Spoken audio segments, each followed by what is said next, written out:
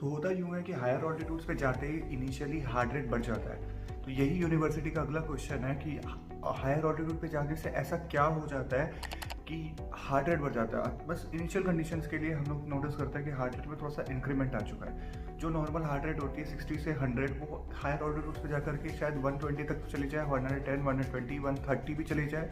लेकिन थोड़ा सा तो टैकीकार्डिया मिलता है, थोड़ा सा हार्ट रेट मिलता है। यही यूनिवर्सिटी का अगला क्वेश्चन है कि ऐसा क्यों होता है।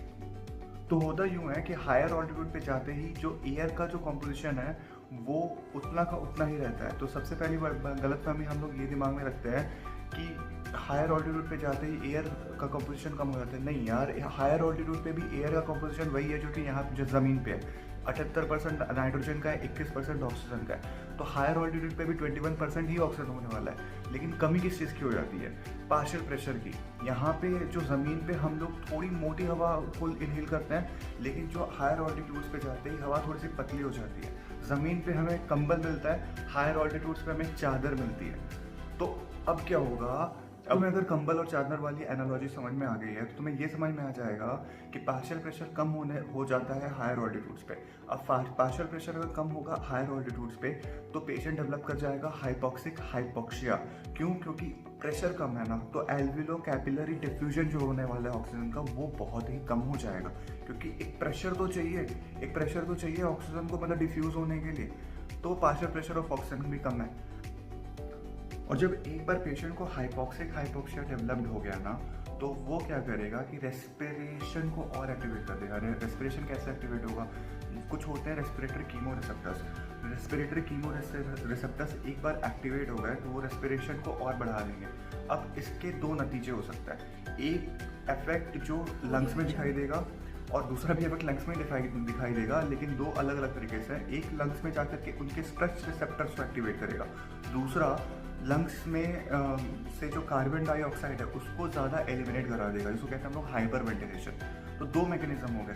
पहली बात तो वो जैसे ही पेशेंट हायर ऑल्टीट्यूड पे चढ़ा उसे कंबल के जगह पे चादर मिली, यानी कि उसका पार्शियल प्रेशर ऑफ ऑक्सीजन वहाँ पे ऊपर हायर ऑल्टीट्यूड पे कम था। हाइपॉक्सिक हाइपोक्सिया डेवलप हो गया। हाइपॉक्सिक हाइपोक्सिया की वजह से रेस्पिरेटरी कीमो रिसेप्टर्स एक्टिवेट हो गए। अब रेस्पिरेटरी कीमो रिसेप्टर्स दो काम करेंगे। एक तो लंग्स के स्ट्रेच रिसेप्टर्स को एक्टिवेट कर देंगे, दूसरा कार्बन डाइऑक्साइड का वॉश आउट कर देंगे। जैसे ही लंग्स के स्ट्रेच रिसेप्टर्स को वो एक्टिवेट करते हैं ना, तो वेगस एक्टिवेट हो जाता है। वेगस का एफरेंट जाता है। ए की बात कर रहा हूँ, ईफरेंट की बात नहीं कर रहा मैं। एफरेंट आने वाला जो वेगस का फाइबर है वो लेकर के कहाँ आता है? मेडुला के पास आता है। मेडुला के पास दो सेंटर्स होते हैं। एक होता है कार्डियक इनहिबिटरी सेंटर, एक होता है कार्डियक एक्सेलरेटर सेंटर या फिर excitatory centre, written in some books. तो कार्डियक इनहिबिटरी सेंटर पे वो वेगस का एफरेंट आता है और कार्डियक इनहिबिटरी सेंटर को वो सप्रेस कर देता है। यानी कार्डियक इनहिबिटरी सेंटर अगर सप्रेस हो गया तो कार्डियक टिश्यूज विल एक्साइट ना, तो फिर हार्ट रेट बढ़ेगा। तो क्या हुआ? हाइपॉक्सिक हाइपोक्सिया था, रेस्पिरेटरी केमो रिसेप्टर्स एक्टिवेट हुए। रेस्पिरेटरी केमो रिसेप्टर्स ने क्या किया? लंग्स में जाके उन्होंने वेगस का क्या दिया? एफरेंट की एफरेंट देने के बाद क्या किया? वेगस ने किसको इनहिबिट कर दिया? सीआईसी को। सीआईसी क्या है? Cardiac inhibitory centre. कहाँ पे मौजूद है वो? मेडुला ऑब्लैंगेटा में। ठीक है, अगर कार्डियक इनहिबिटरी सेंटर इनहिबिट होगा तो अब क्या होगा? कार्डियक स्टिमुलेट हो जाएगा, कार्डियक टिश्यू स्टिमुलेट हो जाएंगे, हार्ट रेट बढ़ जाएगा। दूसरा कंडीशन क्या है?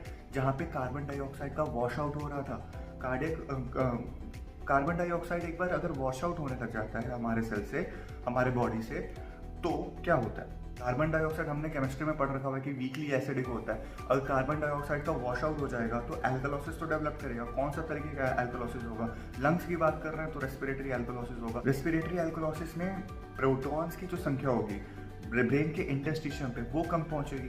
मतलब अगर यानी प्रोटॉन्स मतलब अगर H+ अगर ब्रेन के पास कम पहुंचेगा तो फिर से ब्रेन भी फर्दर मेडुला ऑब्लंगेटा के पास एक सिग्नल भेजेगा, जिसकी वजह से कार्डियक इनहिबिटरी सेंटर फर्दर और सप्रेस हो जाएगा।